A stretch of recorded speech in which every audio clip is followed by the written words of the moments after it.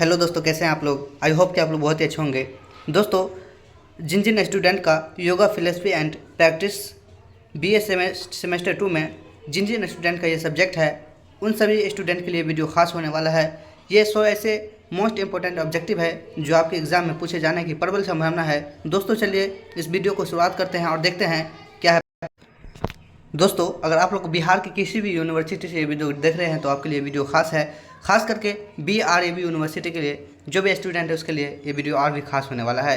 पहला प्रश्न है, योग शब्द की उत्पत्ति किस संस्कृत शब्द धातु से हुई है। योग शब्द की उत्पत्ति जो हुई है वो युज धातु से हुई है। राइट आंसर ऑप्शन ए होंगे। प्रश्न है, युद्ध शब्द का शाब्दिक अर्थ क्या है। युद्ध शब्द का जो शाब्दिक अर्थ हो जाएगा वो जोड़ना या मिलाना हो जाएगा। अगला प्रश्न है, योग के आदि वक्ता किसे माना जाता है। योग के आदि वक्ता जो माना जाता है वो भगवान शिव को माना जाता है। अगला प्रश्न है, आधुनिक योग का जनक किसे माना जाता है। आधुनिक योग का जनक महर्षि पतंजलि को माना जाता है। प्रश्न है, महर्षि पतंजलि द्वारा रचित प्रसिद्ध ग्रंथ का नाम क्या है। महर्षि पतंजलि द्वारा रचित प्रसिद्ध ग्रंथ का जो नाम है वो योग सूत्र है। राइट आंसर ऑप्शन बी हो जाएंगे। प्रश्न है, पतंजलि योग सूत्र में कुल कितने अध्याय यानी पाद है। पतंजलि योग सूत्र में जो कुल अध्यायों की संख्या है वो कुल 4 अध्याय हैं। अगला प्रश्न है, योग सूत्र में कुल सूत्रों की संख्या कितनी है। योग सूत्र में कुल सूत्रों की संख्या के बारे में बात करें तो 195 से 96 सूत्र है। अगला प्रश्न है, योग सूत्र के प्रथम अध्याय का नाम क्या है। योग सूत्र का प्रथम अध्याय का जो नाम है वो समाधिपाद है। योग सूत्र के द्वितीय अध्याय का क्या नाम है। योग सूत्र के द्वितीय अध्याय का नाम हो जाएगा साधनपाद। राइट आंसर ऑप्शन बी होंगे। अगला प्रश्न है, महर्षि पतंजलि के अनुसार योग की परिभाषा क्या है। योग की जो परिभाषा है, राइट आंसर ऑप्शन बी हो जाएंगे। प्रश्न है, योग कर्मसु कौशलम, कर्मों में कुशलता ही योग है, ये परिभाषा कहाँ से ली गई है। ये परिभाषा जो ली गई है वो भगवत गीता से लिया गया है। राइट आंसर ऑप्शन बी हो जाएंगे। प्रश्न है, भगवत गीता के किस अध्याय में श्री कृष्ण ने अर्जुन को योग के बारे में बताया है। श्री कृष्ण ने अर्जुन को जो योग के बारे में बताया है वो राइट आंसर ऑप्शन डी हो जाएंगे। ये सभी अध्याय में बताया है। प्रश्न है, समत्वय योग उच्यते, ये परिभाषा किस ग्रंथ में दी गई है। ये परिभाषा जो दी गई है वो भगवत गीता में दिया गया है। प्रश्न है, पतंजलि के अनुसार चित्त के अंतर्गत क्या क्या शामिल है। पतंजलि के अनुसार चित्त के अंतर्गत जो शामिल है मन, बुद्धि और अहंकार शामिल है। राइट आंसर ऑप्शन ए हो जाएंगे। प्रश्न है, महर्षि पतंजलि ने चित्त की कितनी वृत्तियाँ बताई है।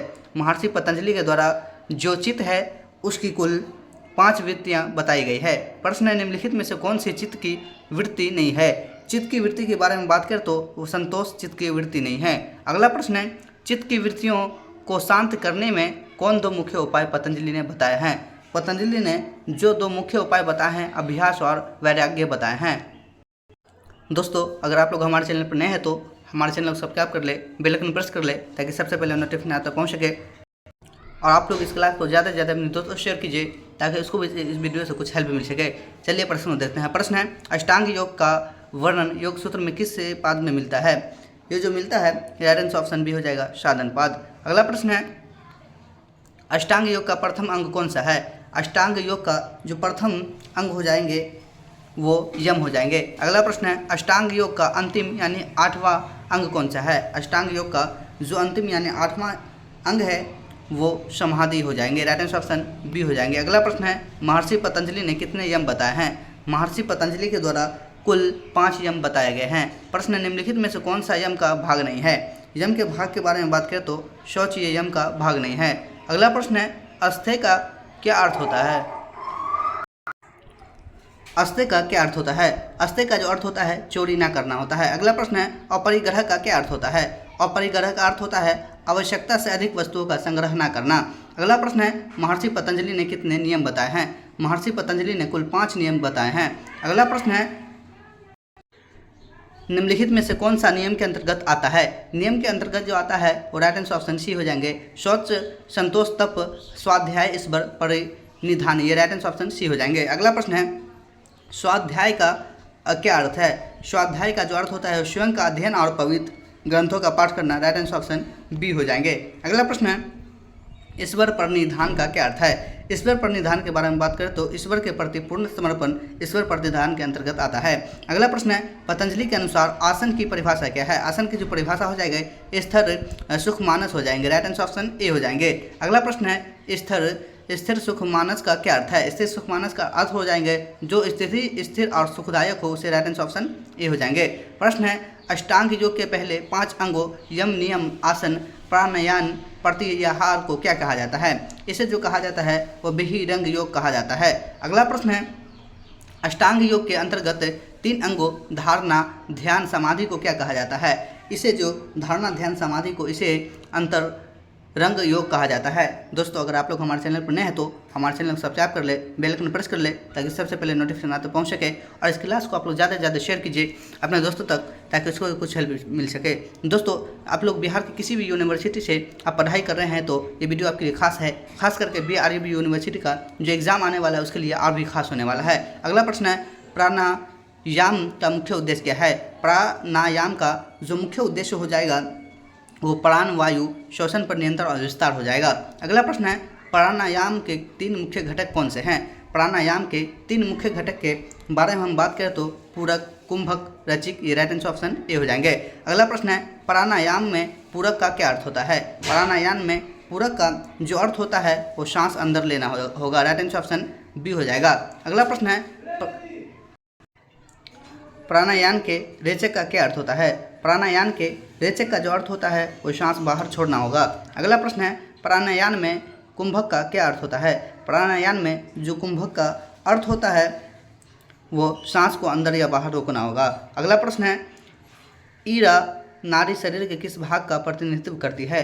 ये जो प्रतिनिधित्व करती है वो बायां स्वर का प्रतिनिधित्व करती है। अगला प्रश्न है, पिंगला नारी का संबंध किससे है? पिंगला नारी का जो संबंध हो जाएगा वो सूर्य नारी से हो जाएगा। प्रश्न है, मानव शरीर में मुख्य रूप से कितनी नाड़ियाँ मानी गई है? जिनमें से 3 प्रमुख है। 3 प्रमुख के बारे में बात करें तो ये 72,000 हो जाएंगे। अगला प्रश्न है, इंद्रियों को बाहरी विषयों से हटाकर अंतर्मुखी करने की प्रक्रिया क्या कहलाती है? अंतर्मुखी करने की जो प्रक्रिया कहलाती है वो प्रत्याहार कहलाती है। अगला प्रश्न है, चित्त को किसी एक वस्तु या स्थान पर केंद्रित रखना क्या कहलाता है? ये जो केंद्रित रखना कहलाता है वो धारणा कहलाता है। अगला प्रश्न है, धारणा की निरंतरता क्या कहलाता है? धारणा की निरंतरता जो कहलाती है वो ध्यान कहलाती है। अगला प्रश्न है, हठ योग परंपरा के मुख्य प्रवर्तक किसे माना जाता है? हठ योग परंपरा के मुख्य प्रवर्तक जो माने जाते हैं गुरु गोरखनाथ और महर्षि मत्येंद्रनाथ को माना जाता है। अगला प्रश्न है, हठ योग प्रदीपिका ग्रंथ के रचयिता कौन है? हठ योग प्रदीपिका ग्रंथ के जो रचयिता है वो स्वामी स्वात्माराम हो जाएंगे। अगला प्रश्न है, हठ योग में हो और ठो का क्या अर्थ है? हठ योग में हो और ठो का जो अर्थ है वो सूर्य और चंद्र हो जाएंगे। अगला प्रश्न है, घेरंड संहिता में योग के कितने अंगों का वर्णन है? योग के जो 7 अंग है उसका वर्णन किया गया है। हठ योग के अनुसार शरीर शुद्धि की 6 क्रियाओं को क्या कहा जाता है? शरीर शुद्धि की 6 क्रियाओं को षटकर्म कहा जाता है। अगला प्रश्न है, निम्नलिखित में से कौन सा षटकर्म का हिस्सा है? षटकर्म के हिस्सा के बारे में बात करें तो ये राइट आंसर ऑप्शन डी हो जाएंगे, उपयुक्त सभी। प्रश्न है, आंखों की रोशनी बढ़ाने और एकाग्रता के लिए कौन सा षटकर्म सबसे उपयोगी है? सबसे उपयोगी षटकर्म के बारे में बात करें तो त्राटक हो जाएंगे। अगला प्रश्न है, नाक के नथुनों की सफाई के लिए किस षटकर्म का उपयोग किया जाता है? नेति उपकरण का उपयोग किया जाता है। अगला प्रश्न है, कपालभाति में कपाल शब्द का क्या अर्थ है? कपालभाति में कपाल शब्द का माथा और खोपड़ी हो जाएगा। अगला प्रश्न है, कपालभाति मूल रूप से क्या है? कपालभाति के बारे में बात करें तो ये एक शुद्धि क्रिया है। अगला प्रश्न है, मानव शरीर में मुख्य रूप से कितने चक्र माने गए हैं? मानव शरीर में चक्र के बारे में बात करें तो 7 चक्र माने गए हैं। अगला प्रश्न है, रीढ़ की हड्डी के सबसे निचले हिस्से में कौन सा चक्र स्थित है? रीढ़ की हड्डी में सबसे निचले हिस्से में जो चक्र अवस्थित है वो मूलाधार चक्र अवस्थित है। अगला प्रश्न है, दोनों भैहों के बीच कौन सा चक्र स्थित होता है? दोनों भैहों के बीच जो चक्र स्थित होता है वो आज्ञा चक्र स्थित होता है। अगला प्रश्न है, हृदय के पास कौन सा चक्र स्थित होता है? हृदय के पास अनाहित चक्र स्थित होता है। अगला प्रश्न है, सूर्य नमस्कार में कुल कितनी स्थितियाँ होती है? सूर्य नमस्कार में कुल स्थितियाँ के बारे में बात करें तो ये 12 स्थितियाँ होती है। अगला प्रश्न है, सूर्य नमस्कार का पहला चरण कौन सा है? सूर्य नमस्कार का जो पहला चरण है वो प्रणामासन हो जाएगा। अगला प्रश्न है, बैठकर किए जाने वाले आसनों में निम्नलिखित में से कौन सा शामिल है? बैठकर किए जाने वाले आसन में जो शामिल है वो वज्रासन शामिल है। अगला प्रश्न है, भोजन के तुरंत बाद किया जा सकने वाला एकमात्र आसन कौन सा है? भोजन के बाद किए जाने वाले जो आसन है वो वज्रासन है। अगला प्रश्न है, पेट के बल लेटकर किए जाने वाले आसनों में कौन सा आसन होता है? पेट के बल जो आसन किए जाते हैं वो राइट आंसर ऑप्शन सभी हो जाएंगे, उपयुक्त सभी। पीठ के बल लेटकर किए जाने वाले आसनों में कौन शामिल है? इसमें राइट आंसर ऑप्शन डी हो जाएंगे, सभी आसन शामिल है। अगला प्रश्न है, आसनों का राजा किन आसन को कहा जाता है? आसनों का राजा शीर्ष आसन को कहा जाता है। प्रश्न है, रीढ़ की हड्डी की लचीलापन बढ़ाने के लिए कौन सा आसन सबसे अच्छा है? रीढ़ की हड्डी की लचीलापन बढ़ाने के लिए जो आसन अच्छा है वो भुजंगासन और 25 मौतासन, राइट आंसर ऑप्शन ए हो जाएंगे। अगला प्रश्न है, किस आसन की आकृति खड़े हुए वृक्ष के समान होती है जो संतुलन बढ़ाता है? जो संतुलन बढ़ाता है वो वृक्षासन, राइट आंसर ऑप्शन बी हो जाएंगे।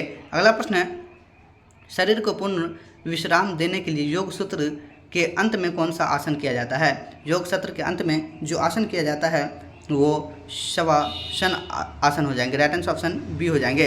अगला प्रश्न है, भारमरी प्राणायाम करते समय कैसी ध्वनि निकलती है? ये जो ध्वनि निकलती है वो गूंजते हुए भौरे की तरह ध्वनि निकलती है। अगला प्रश्न है, मानसिक तनाव, अनिद्रा और गुस्से को शांत करने के लिए कौन सा प्राणायाम सबसे श्रेष्ठ है? ये जो सबसे श्रेष्ठ माना जाता है वो भारमरी आसन सबसे श्रेष्ठ माना जाता है। अगला प्रश्न है, किस प्राणायाम को लोहार की धौकनी भी कहा जाता है जिसमें तेजी से सांस ली और छोड़ी जाती है? तेजी से सांस ली और छोड़ी जाती है वो भस्त्रिका में कहा जाता है। अगला प्रश्न है, शरीर को शीतलता प्रदान करने वाले प्राणायाम का क्या नाम है? प्राणायाम का जो नाम है वो शीतलता और शीतकारी है। अगला प्रश्न है, अनुलोम विलोम प्राणायाम और किस नाम से जाना जाता है? इसे जो जाना जाता है वो नाड़ी शोधन प्राणायाम के नाम से जाना जाता है। अगला प्रश्न है, योग में बंद का क्या अर्थ होता है? योग में बंद का जो अर्थ हो जाएगा वो बांधना या ताला लगाना हो जाएगा। अगला प्रश्न है, मूल रूप से योग में कितने मुख्य बंद माने गए हैं? योग में मूल रूप से कितने बंद माने गए हैं? उसमें 3 बंद माने गए हैं। अगला प्रश्न है, गले को संकुचित करके लगाए जाने वाले बंद को क्या कहा जाता है? ये बंद को जो कहा जाता है वो जालंधर बंद कहा जाता है। अगला प्रश्न है, पेट को अंदर की ओर खींचकर लगाए जाने वाले बंद को क्या कहा जाता है?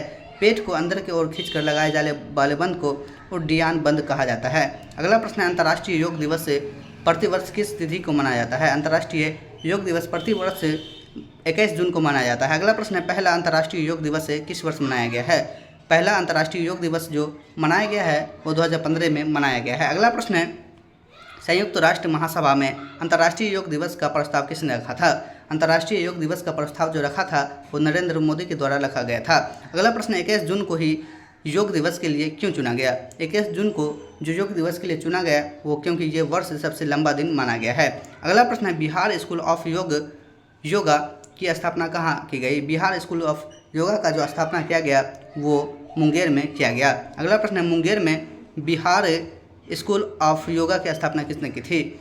ये जो स्थापना किया गया था वो स्वामी सत्यानंद सरस्वती के द्वारा किया गया था। अगला प्रश्न है, योग का मुख्य लक्ष्य क्या प्राप्त करना है? योग का जो मुख्य लक्ष्य प्राप्त करना है वो मोक्ष या कैवल्य प्राप्त करना है। अगला प्रश्न है, मित आहार या मिताहार का योग का क्या अर्थ है? इसका जो अर्थ होता है राइट आंसर ऑप्शन बी हो जाएंगे। अगला प्रश्न है, भगवत गीता के अनुसार योग साधक का भोजन कैसा होना चाहिए? योग साधक का जो भोजन होना चाहिए राइट आंसर ऑप्शन डी हो जाएंगे। अगला प्रश्न है, आयुर्वेद और योग के अनुसार मानव शरीर की प्रकृति किन 3 दोषों पर आधारित है? 3 दोषों पर जो आधारित है वात, पित्त और कफ पर आधारित है। दोस्तों, अगर आप लोग हमारे चैनल पर नए हैं तो हमारे चैनल को सब्सक्राइब कर ले, बेल आइकन प्रेस कर ले ताकि सबसे पहले नोटिफिकेशन आता पहुँच सके। इस क्लास को आप लोग ज़्यादा से ज़्यादा शेयर कीजिए। अगला प्रश्न है, बौद्ध दर्शन में योग से मिलते जुलते किस ध्यान मार्ग को प्रमुखता दी गई है? ध्यान मार्ग को जो प्रमुखता दी गई है वो विपश्यना को प्रमुखता दी गई है। अगला प्रश्न है, जैन धर्म में आत्म शुद्धि के लिए किए जाने वाले ध्यान को क्या कहा जाता है?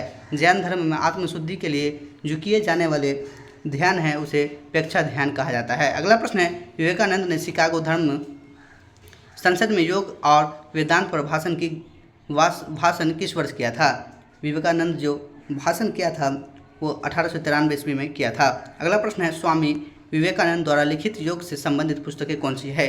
लिखित योग से संबंधित जो पुस्तकें हैं वो उपयुक्त दोनों हो जाएंगे। अगला प्रश्न है, चित्त भूमि या मन की अवस्थाएं कितनी प्रकार की होती हैं? ये जो होती हैं वो 5 प्रकार की होती हैं। अगला प्रश्न है, योग अभ्यास के लिए सबसे उपयुक्त समय कौन सा माना जाता है? योग अभ्यास के लिए सबसे उपयुक्त समय राइट आंसर ऑप्शन बी हो जाएंगे।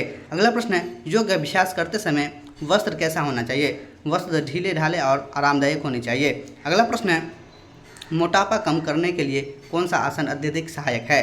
राइट आंसर ऑप्शन ए हो जाएंगे। अगला प्रश्न है, मधुमेह के रोगियों के लिए कौन सा आसन प्रेकियाज को सक्रिय करने में सबसे बेस्ट माना जाता है? सबसे बेस्ट जो माना जाता है वो मंडूकासन माना जाता है। अगला प्रश्न है, उच्च रक्तचाप के मरीजों को कौन सा प्राणायाम तेजी से नहीं करना चाहिए? ये जो करना चाहिए राइट आंसर ऑप्शन ए हो जाएंगे। दोस्तों लास्ट प्रश्न है, योग दर्शन का अंतिम लक्ष्य कैवल्य है। कैवल्य का क्या अर्थ है? कैवल्य का राइट आंसर हो जाएगा ऑप्शन बी। दोस्तों ये ऐसे 100 प्रश्न थे जो आपके यूनिवर्सिटी के एग्जाम में पूछे जाने की संभावना है। हमें उम्मीद है कि ये वीडियो आपको पसंद आया होगा। मिलते हैं अगली वीडियो के साथ, तब तक के लिए जय हिंद जय भारत, धन्यवाद।